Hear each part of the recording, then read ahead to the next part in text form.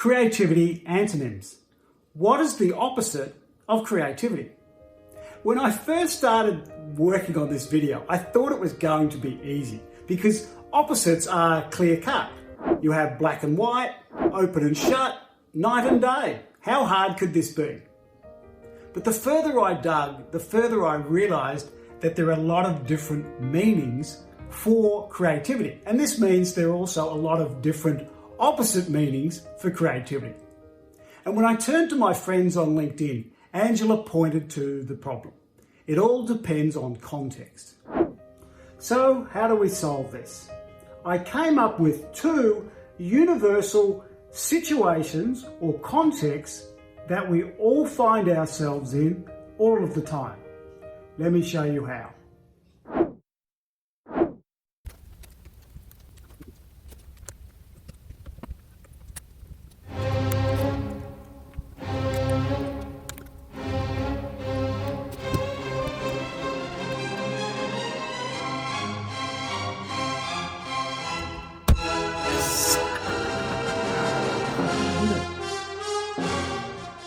It took me 6 weeks to complete the jigsaw puzzle.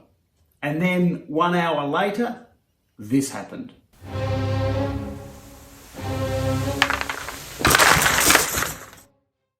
In the physical world, we're either creating things or we're destroying them. Every time we make a movement or an action in our world, we have an impact on the physical world. We're either creating it or destroying it. And that could be as simple as walking on the grass. But there's also extreme versions of this. We create cities, and in wars, we destroy them. We build wonderful things, and then vandals destroy them. That sounds like a really obvious antonym, opposite of creativity. Create, destroy. But when you dig a bit deeper, it gets a bit murky. It's not so clear-cut. We also have creative destruction. And that sounds like an oxymoron, two words that shouldn't go together, but they do. If you think about the jigsaw puzzle, it was taking it out of the box and then putting all the pieces together, 1,000 pieces all together. And then what do you do with it?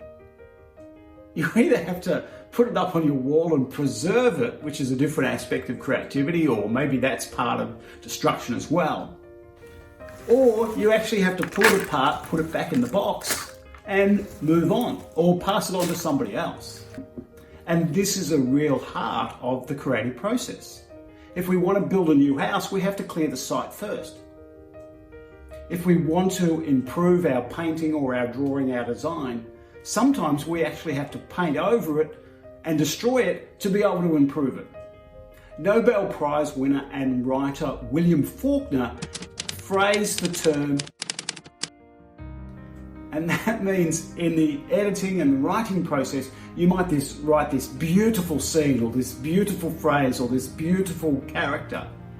But in the end, to make the story work, you may have to edit it out, kill your darlings. So creativity and destruction are opposites, but they're also part of the same process.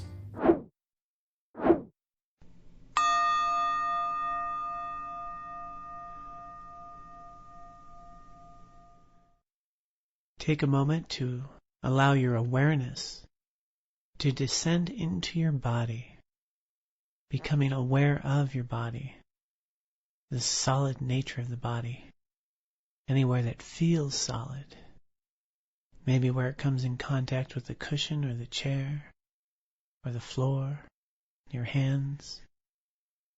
Become aware of the solidity of the body.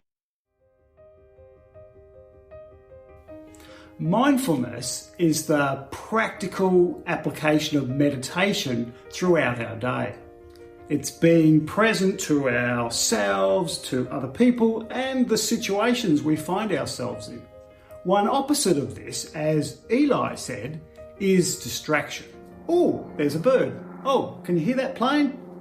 Distraction is when we allow something else to capture our attention. In contrast, mindfulness is choosing what we pay attention to. Creativity is similar. It's an active process. In the thinking realm, creativity is actively creating opportunities, exploring new ideas, creating new possibilities.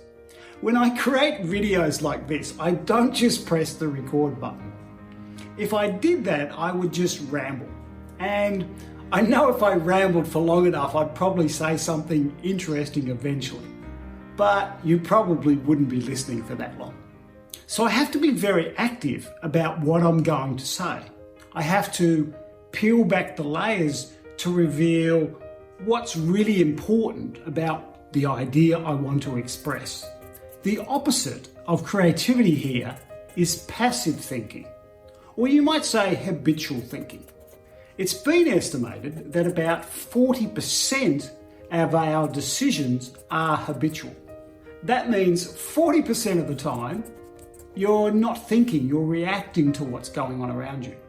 Habits are really useful. They save us a lot of mental attention because our brain uses up a lot of energy making decisions.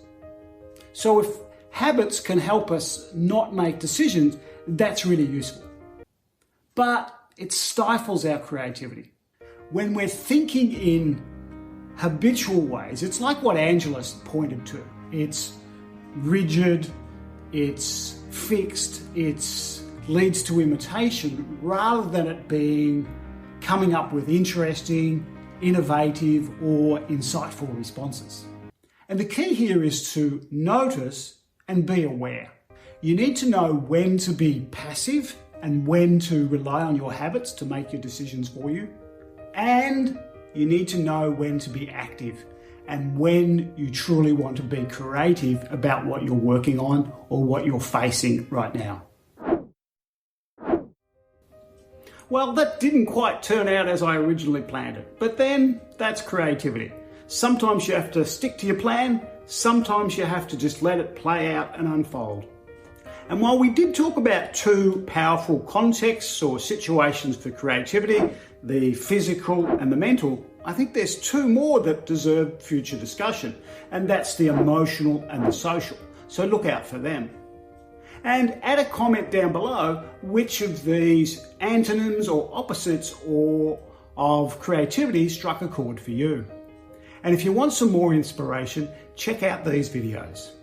Thanks for watching and be creative.